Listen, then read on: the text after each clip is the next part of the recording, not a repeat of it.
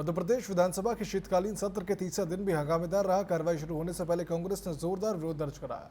एक कांग्रेस विधायक बंदर की वेशभूषा में पहुंचे और स्वरूप को प्रतीकात्मक तौर पर भाजपा सरकार बताया, जिसके हाथ में उस्तरा था। नेता प्रतिपक्ष सहित तमाम कांग्रेस विधायकों का कहना था कि यह सरकार बंदर की तरह है, जिसके हाथ में उस्तरा है, जहां मन चाहा वहां चला दिया। तो इस सदन में आज दो महत्वपूर्ण ध्यानाकर्षण के प्रश्नों पर भी चर्चा की गई। दोपहर बाद अनुपूरक बजट पर चर्चा शुरू हुई, जिसमें कि पक्ष और विपक्ष दोनों ही सदस्यों ने अपनी अपनी बात रखी। जब विपक्ष ने बजट को कर्जों का दस्तावेज बताया तो सत्ता पक्ष ने इसे जनहितैषी बताया। विधानसभा की पूरी कार्रवाई और जांच के प्रमुख घटनाक्रम बता रहे हमारे वरिष्ठ सहयोगी प्रिंस गुप्ता। विधानसभा के शीतकालीन सत्र का आज तीसरा दिन था और तीसरा दिन भी आज निश्चित ही हंगामे की भेंट चढ़ा। यानी कि कांग्रेस ने सदन शुरू होने से पहले ही हंगामा खड़ा किया। प्रतीकात्मक तौर पर एक विधायक को बंदर बनाकर लाए और कहीं ना कहीं भाजपा सरकार को बंदर बताया और उसके हाथ में उस्तरा देते हुए ये कहा कि भाजपा सरकार बंदर की तरह काम कर रही है, जिसके हाथ में उस्तरा है, जो मन में आता है वैसा कर लेती है। यानी कि बंदर के हाथ में उस्तरा है तो कहीं भी चलाएगा। आज अनुपूरक बजट भी आया है, उसको लेकर भी उन्होंने कहा कि इसी तरह से बजट को लेकर भी बंदर के हाथ में उस्तरा है, जहां मनमर्जी है वहां खर्च कर दिया जा रहा है। तो शुरुआत से ही मतलब सदन जैसे ही शुरू होने वाला था उसके पहले इस तरह का हंगामा कांग्रेस का देखने को मिला।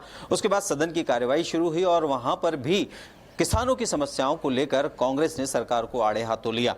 खाद की समस्या को लेकर किया, तमाम और चीजों को लेकर, पैसे डालने को लेकर किया कि किस्त किसानों की समय पर नहीं आ रही है, इसको लेकर भी गहमा गहमी सदन में हुई और दोनों ही पक्ष विपक्ष के जो विधायक हैं आमने सामने दिखे और इस बात को लेकर चर्चा हो रही थी। किसानों को हक और हित की चर्चा हो रही थी, उसको लेकर वो बाहर आए, वॉकआउट किया और नारेबाजी की और उन्होंने कहा कि किसानों के हक की सरकार नहीं है। यानी कि वॉकआउट के बाद लगातार सरकार पर प्रहार करते रहे कांग्रेस के विधायक, प्रतिपक्ष नेता, प्रतिपक्ष।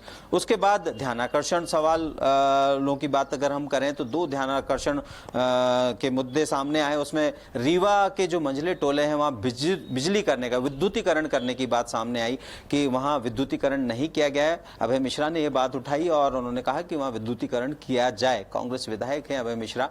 उसके बाद कटनी के एक विधायक ने वहां के जो व्यापारी पर केस बनाया गया था, चोरी हुई थी और बहुत सारी धाराएं लगाकर कहें कि गलत केस बनाया गया था, तो ध्यानाकर्षण के मामले में उस की भी चर्चा आज सदन में हुई और ध्यानाकर्षण पर चर्चा की गई सरकार और पक्ष विपक्ष दोनों की तरफ से।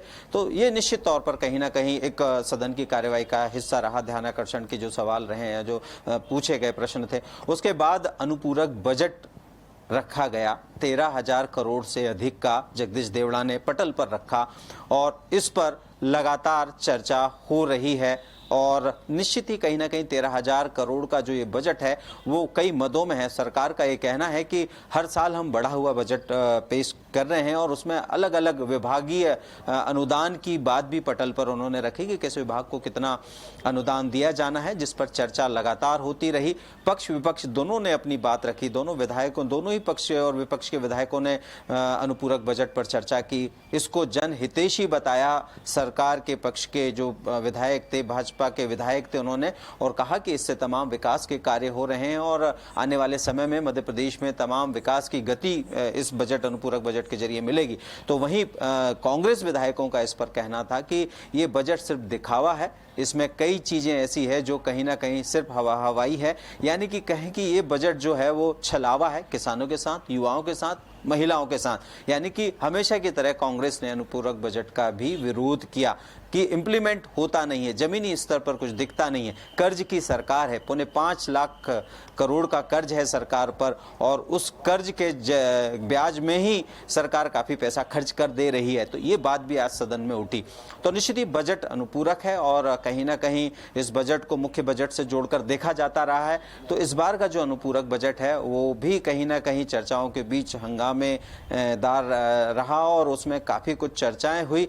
और निश्चित ही जब सरकार कोई बजट पेश करती है या कोई भी इस तरह का चीजें लाती है तो सदन में उस पर तमाम तरह के पक्ष विपक्ष की बातें रखी जाती हैं और उस पर चर्चा होती है और फिर अंतिम स्वरूप में उसको पारित कर दिया जाता है पूर्ण ध्वनि मत के साथ। तो अनुपूरक बजट निश्चित ही जब मैं ये बात कह रहा हूं तो चर्चा चल रही है इस सदन में।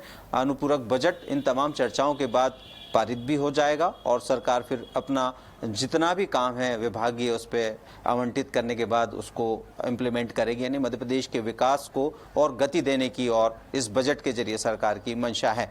और निश्चित ही आज जो तीसरा दिन है विधानसभा की कार्यवाही का, वो कहीं ना कहीं आम जन के जो मुद्दे हैं उनसे जुड़ा भी रहा, आम जन के जो हक हित की बातें हैं वो भी हुई, और निश्चित ही गहमा गहमी भी हुई, गर्मा गर्मी भी हुई। और निश्चित तौर पर हम कहें कि जो ये सदन है वो आम जनता के लिए काम करने वाले लोगों की बात रखने की एक जगह है, जहां पर तमाम बातें रखी जाती है और उनको सुनी जाती है, कानून बनते हैं, विधेयक प्रस्ताव पारित होते हैं। इस बार भी शीतकालीन सत्र में छोटा सत्र था है, तो निश्चित ही कहीं ना कहीं ये सारी बातें यहाँ निकल कर आ रही है।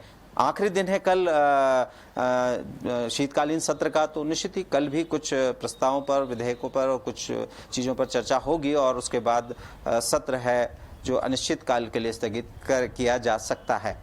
तो ये आज की कार्यवाही थी विधानसभा की, और निश्चित ही इस पर अनुपूरक बजट सबसे महत्वपूर्ण रहा। कैमरामैन सतीश गुप्ता के साथ मैं प्रिंस गुप्ता, TV 24 भोपाल।